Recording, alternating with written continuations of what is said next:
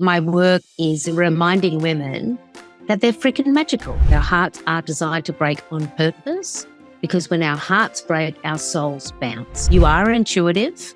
It's not like something that some people get it and some people don't. Your intuition came online. Go on outside and play.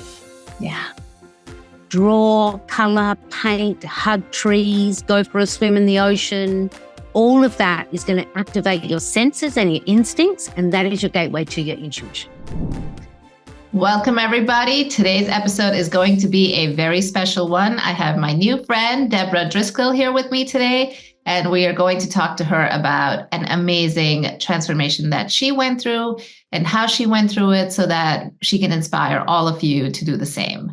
Welcome, Deborah. We're so glad to have you here. I'm so pleased to be here. Thank you. Oh my God. I'm so excited about today's episode because I love connecting with other spiritual people and I know that you get all of this good stuff. So let's start with where you are in your mindset.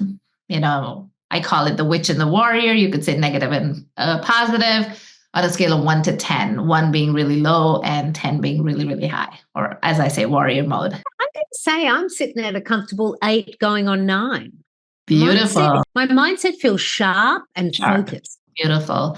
And for those that don't know you on the show, tell us a little bit about what you do, who you are, how can they connect with you? Yeah, so I'm the founder of Big Life Magic, and essentially my work is reminding women that they're freaking magical. And so I say reminding and reclaiming because over generations, we know how the story goes and how women's intuitive superpowers have been edged out of the narrative or reframed as dangerous or evil. And I'm all about reclaiming that and also rewriting the narrative where we're leaders that are aligned with our intelligence and our intuition and bringing our amazing alchemized hearts into our leadership. And so I work with women one-on-one as their energy guide in their alignment. I also have a global virtual community for women, and I have the privilege of living on the island of Tobago, deep in the Caribbean. So I also host retreats here for women. Oh, sounds so good. All of that. And we need more and more people doing this work. So I'm so excited to learn more from you. Okay, so let's get right to it, shall we? On this podcast, we go deep, if that's okay with you. I am happy in the deep waters. I love that. Okay, so is there an experience that you can share with us about how you got to this mindset? Because, let's back up a little bit and let me ask you, have you always been a good 8 or 9? Absolutely not. No. And that's why I celebrate it now, because I do see the shift in myself, and not only see it, I can feel it. And I'm functioning from that mindset. And, oh no, we were not always at the 8 or the 9. And I don't know if we ever actually are always at one place. I think we do oscillate. We shift depending on what chapter we're in or what challenges are arriving for us. I think it's something that we can continue to tune. Absolutely. Yeah. I mean, I always say, like, if we're at this one level all our lives, we're flatlining, it's over. It's more interesting when things are up and down and gives us things to work towards. And, it's a constant struggle, right? To keep pulling yourself up out of, because the world we live in sometimes can be a really dark place. And, it's important to learn the tools that help us stay up there for the most part. Or if you end up on the downward spiral, you can learn the tools so you can pull them out of the toolbox and pull yourself back up. Exactly. That's what I like to do in the work that I do is I say I'm a guide, not a guru. I want to share with people how you can connect to your intuitive wisdom and know that for yourself so you don't need me. Yeah. You don't need anybody else. You've got everything that you need. Yes, that's exactly what I say. Oh, so agree with you. Because we all have that innate wisdom inside of us, right? It's always there. We just need to be reminded, like you said. Yeah. Yeah. It's the most amazing GPS you'll ever connect to. Absolutely. Yeah. So good. All right. So now tell me, is there an experience in your life that has impacted the way your mindset had to be shifted? And if you're willing to share it, what would that experience be? So I believe it was around April or May last year. So April or May, spring 2023. And I'm sitting in a group coaching session with my business coach, and I'm feeling frustrated because what I'm working on is, yeah, it's working, but it's not feeling right. Like I'm in a frustration. I can't put my finger on it. And in the group coaching, what came out of my mouth was the game changer. Because what I said is, I don't know if I'm playing the game I want to win. And once it was out of my mouth, I knew the answer was, well, you're not. You're not playing the game you want to win. Because the game I was playing at that point in time, see, I have more than 10 years experience and developed thought leadership in grief transformation. And so what I was building was some new offerings around grief transformation and how women can shift from their big life loss to their big life magic. And it all seemed to make sense on paper because that's where my thought leadership is. That's what my book is about. But it wasn't feeling right. And so when this question came out and the answer was no, I am not playing the game I want to win, what I decided to do next is I believe what changed the game. I chose curiosity. Instead of trying to find the answer, I became really curious about the question. So what are all the games I could play? How do I want to play? Who's playing with me? And I spent like the rest of the spring staying in the question, staying in curiosity, speaking to other women I know, allowing things to come and go. And it was late spring when I had like an aha moment that helped me to anchor into, oh, that's the game. And I'm this player. And now giddy up, let's go. Wow. So what I chose to do after spending some time thinking, myself reflecting, asking other women, what I did to anchor in all of this questioning and curiosity is every morning after journaling and like just having my own meditative moment, I would sit down and have a very important meeting with my business and with myself. And that just included deep breaths, maybe some journaling or a meditation, but it was the moment of designated time to really feel into, what am I up to? What am I here for? If what I was doing didn't feel right, where's the navigation next? And I received a message. It was about probably day 10 of daily. Yeah. Staying with it. And days 1 to 9 gave me information, but it wasn't the breakthrough, I think it was day 10. And the message I received was, yes, you were meant to work in grief transformation. And yes, all of that research is really important. But your work is not for grieving hearts only. It is for all hearts. You are not a grief guide. You are a spiritual teacher. Love that. And when I received that, I knew it was aligned because I could feel it. I got the little tears brimming in the eyes. My heartbeat changed. I was like, that's it. That's the game I want to win. Yeah. I love that. Wow. Okay. So I'm going to ask you to back it up a little bit more and talk to me about how you even got into the grief counseling piece of it. Yeah. So that's, life came to meet me. More than 11 years ago now, my son Sage, 1 month before his 11th birthday, unexpectedly died. And I, through the shock and all of the brokenness of that, quite early, I would say like on day 3, I knew that this was for me. Like this was something that was soul aligned for me. I didn't have all the answers. I was still really, really brokenhearted that my son was gone. Wow. But in spirit, the spirit part of me knew that this was also aligned. And so I took everything I know about spiritual practice and how we heal or don't heal on a journey, which is I call the big life loss to big life magic journey. And through that journey, that exploration, which literally took me to different parts of the world, different teachers, different modalities, I learned about our heart repair. And I learned about the relationship between our hearts and our souls. But what I say is that our heart is designed to break, and that break is on purpose. Our hearts are designed to break on purpose because when our hearts break, our souls bounce. Wow. Yeah, that's beautiful. And, just when I think about the pain that you must have been in, would you say that you were already in the spiritual world before this happened? I'd been working in spiritual practice for close to 20 years as a teacher, as a student, as a practitioner, as a student again. And so I was already a Reiki master. I was already somebody holding space for people. I had years of clinical experience working one-on-one with people. So a massive array of different experiences in the spirit realm. Wow, what a blessing in disguise, right? I mean, absolutely. We don't want anyone to go through pain like this, and I'm really sorry that you had to.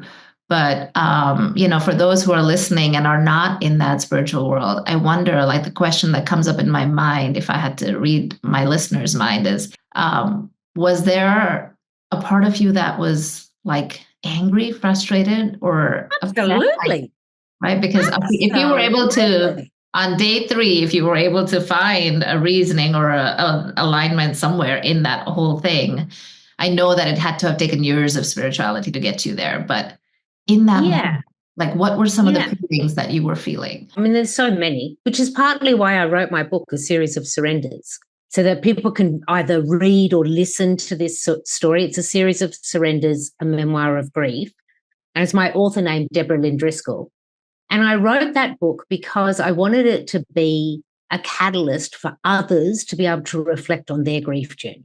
Mm-hmm. And in the book, I tell the truth. Like, I had this moment on day 3 of like, oh, wow, this is for me. I can explore this. I don't know what I'm going to find. I was still absolutely, like when I had that moment, I was literally collapsed on the kitchen floor. That's where the weight of grief had taken me. It was in this surrendered moment that this clarity came through. Whereas if you fast forward to like week 5, I literally went at war with angels because I was really pissed. The angels took my baby away and I wanted to know why. And for 5 days, I literally smashed anything that would break. My backyard became like a war zone of broken pieces. And it felt so good because my back garden looked exactly like I felt in the inside. So I had like these amazing spiritual clear moments. I had beautiful moments with Sri Lankan monks teaching me about meditation and the capacity of the heart. And I also had moments where I was like drunk and crying, moments when I was angry, moments when I was really unkind to some people around me and then had to say sorry. Like it's every color of the rainbow. Wow. It's a full experience. Full spectrum, but that's what life is. It's like if we say yes to life, it's a full experience. You have to take every color. You don't just get to choose the ones that you like. Wow. There's so much here that I want to unpack with you. Oh my God. But thank you, first of all, for being real and sharing that with us. And I encourage everyone to read the book, and I will definitely get my hands on it. And I love that name, A Series of Surrenders, because I think that's what life is, right? That's what life is. Life throws you these curveballs, and all you have to do is keep surrendering until you get to that place of alignment. And then it's beauty everywhere for the most part. That's it. Exactly. Exactly. Yeah. So wow, like kudos, first of all, for being here and being able to be talking about it and having kind of risen above it, so to speak, right? And I'm sure there are still days where you feel that way, but would you say like that anger, that sadness, that grief to that extent has somehow gone or just gone down a little? Or where are you now with all of that? It doesn't go down, it doesn't go away, but it does transform and evolve. So if we work on our heart repair, because our heart has an intimate relationship with our mind and our mindset, but if we work on our heart repair, then what we're doing in turn is working on our energy vibration, working on how our mind is tuned. And what happens is you do evolve to the next chapters available for you. So this was a part of, am I playing the game I want to win? I was building all of these new offerings in my business based on the Big Life Loss to Big Life Magic journey and grief transformation. But I was also a woman sitting with an evolved heart and a mind that wanted to play in a new playground. So that's why it wasn't working. And I was really comfortable as a grief guide. People understood that's who Deborah is. Deb D, she's the grief guide. She's the one who talks about repairing your heart. I was really comfortable there and people could understand that's who I was. Wow. Claiming spiritual teacher, was a big, deep breath, because I don't claim that lightly, not at all. Right. You know, I really examined, have I done enough reps? Do I feel like my channel is clear? Can I actually hold this position? Because I'm not into the positioning of the guru. Yeah. I really, really, really am not. And that could be a whole conversation. Yes. So me on that day, when day 10, when it came through, and when Spirit said to me, you know, you were never meant to be a grief guide, full stop. You are a spiritual teacher. Your work is for all hearts. Yeah. Like it wasn't like I immediately the next day went, oh, hi, I'm a spiritual teacher. I mean, what happened next is me working, being able to, well, not so much explore it, to be able to claim it. Integrity and with my full alignment, and to be able to say it and say, yeah, actually, that's who I am. Yeah, I love that. And I think as women, a lot of times as women entrepreneurs, we take our time to own our powers, right? Because we want to be sure. Absolutely. And honestly, I would rather have it that way than not, because then you know for sure that this is what you're supposed to be doing, right? And I think of it like when you're talking, what I'm seeing is like almost this like journey of being a spiritual person and teacher all your life, but then having this whole episode of grief in between that kind of took you on a little bit of a detour. Or maybe it was part of your healing and part of your recovery from that experience, right? Yeah, and then it kind of came back full circle to the spiritual teaching. Yeah, but it's definitely a part of the journey, because the work I'm doing now is the evolved heart. It is the alchemized heart.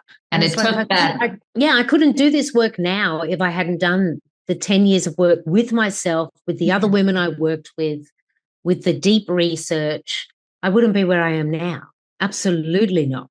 Yeah. Yeah. And all of these, now when you look back, it's like, yes, all of those experiences were here to teach you something. So let's talk a little bit about, because I feel like when people are listening to this and they're in the middle of that struggle, what is it that gave you even the desire to find answers? Like, because, you know, when you're in that place of grief, it's like you just want to curl up in bed and like not even get out, right? What made you take that step towards finding solutions? Yeah. And, you know, to be clear, and speaking directly to anybody who is feeling brokenhearted or under a blanket of grief, I see you, I hear you, I feel you. And I spent a decent amount of time there myself. Like, it's not always on the upside of the wave. Sometimes you're under the wave. And that's also a part of the process. That's also a part of the surrender. But when I peeled myself off the kitchen floor on day 3, when I had that clarity, this is for me, I'm going to go on this journey. The next move I made, I really think it was my anchor, and I still return to it today, more than 11 years later. And it's this. I made a promise to myself. I promised to always wish the best for myself. Wow.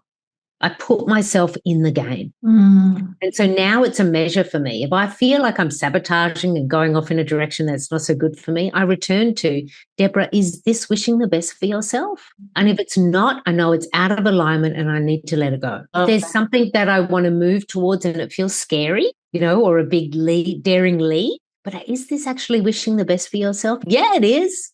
Wow. Give it a go, sister. You know, so this promise, because what we know about confidence, well, we know many things about confidence, but one of the things we know about confidence is one way to build it is to keep promises to yourself. If you keep showing up for yourself and actually back yourself and keep that promise, then in turn you build confidence from the inside out. I think you just defined self-love in the best way possible, right? It's beautiful. I love that sentence. It's so powerful. Wow. Okay. So when did you make that promise to yourself? Was that before everything happened? After? Like, when did that? It was literally on day 3. That's when you saw that. Okay. Yeah, because I actually committed to 3 things. Number 1, I'm going to wish the best for myself. Number 2, even if it's scary, but shown as the best way through, I will go to the scary places. And I am committed to going through this, not around it, not under it, but through this. Wow. And the going through and going to the scary places, I definitely needed that at times. But the wishing the best for myself, that really was my anchor. And at times it was the light in the dark. At times it was the navigation point. And like I said, I still work with it today. Yeah. But isn't it powerful to have that anchor, right? And whatever it is for people who are listening, right? Find something that gets you out of that hole, that darkness, that, place where you feel like everything is hopeless.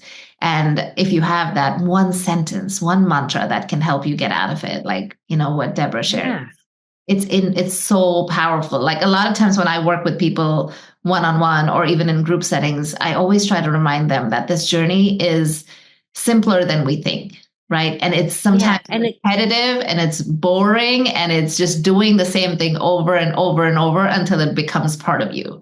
And so repeating that mantra for you to this day empowers you, right? To do more. Yeah. Get out of that. Yeah. And like into year 2, when the grief is different because you're into the second year and it's got a completely different quality to it.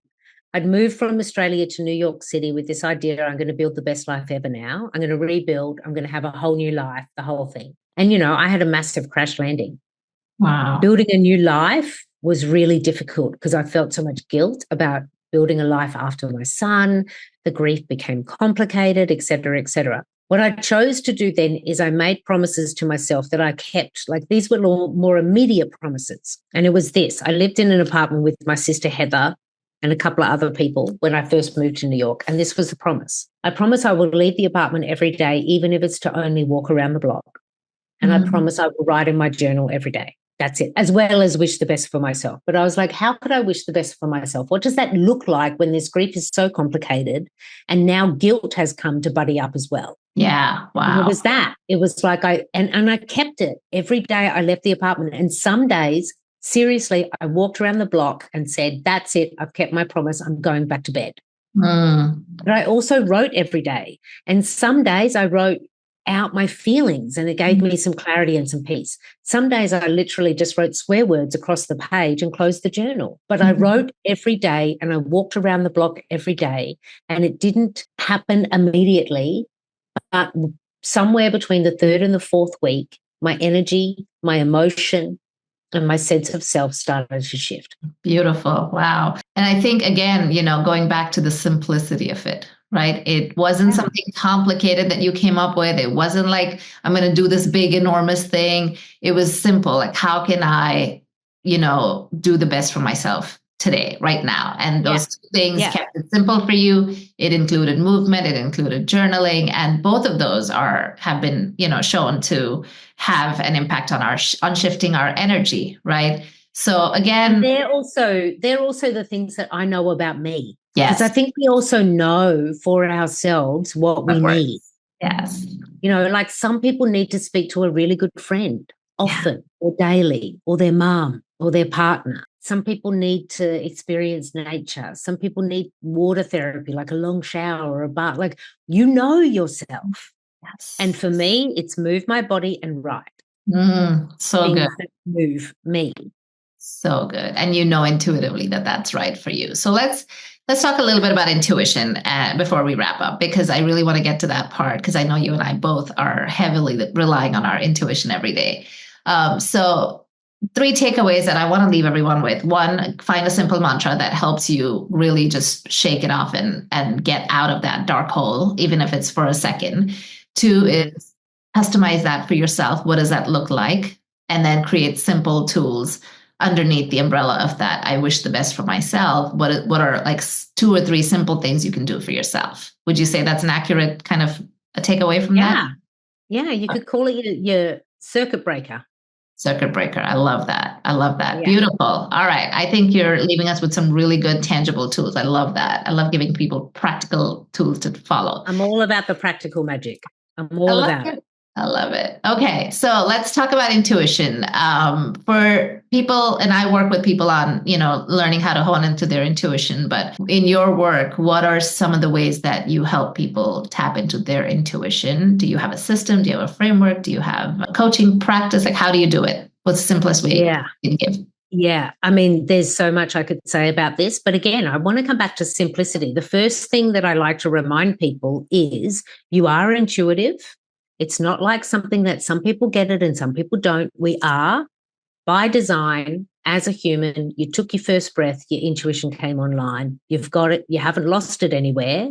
It's just that the volume turned down or you've gone to a different channel. So you don't have to go and find it. You don't have to buy it, nothing like that. Just have to have it. You just reconnect. And then the next thing I like to tell people is we have kind of been conditioned that the intuition is something that, like the psychics use it, or the witches, or the, because it's in the movies, it's in the, the stories of. And we also see these images of it like coming down through the crown or the third eye. Yeah. And yeah, your crown and your third eye's got some stuff to do with your intuition, but your physical body is the biggest intuitive tool you have.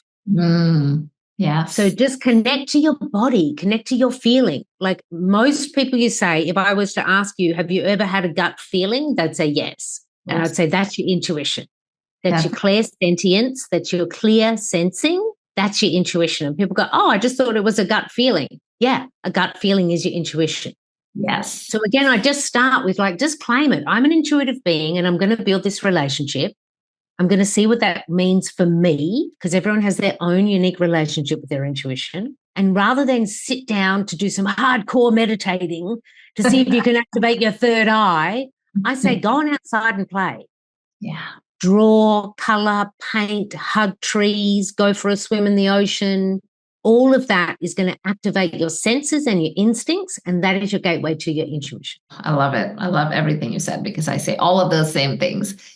Beautiful, beautiful. Yes. So I always say the same thing. We have our intuition. We haven't lost it. It's there. We just need to reconnect, and we need to declutter our mind so that we can access that again, because we've cluttered ourselves so much with the world around us that we need to undo some of that stuff and just peel those layers. Oh, wow. Yeah. Oh, such a beautiful conversation. I wish we could keep going.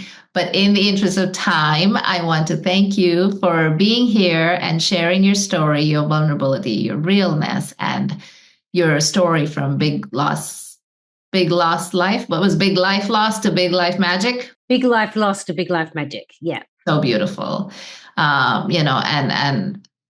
So much, sending you so much love for everything that you have been through, and so much gratitude for having come out stronger on the other side and now being able to hold space for other people.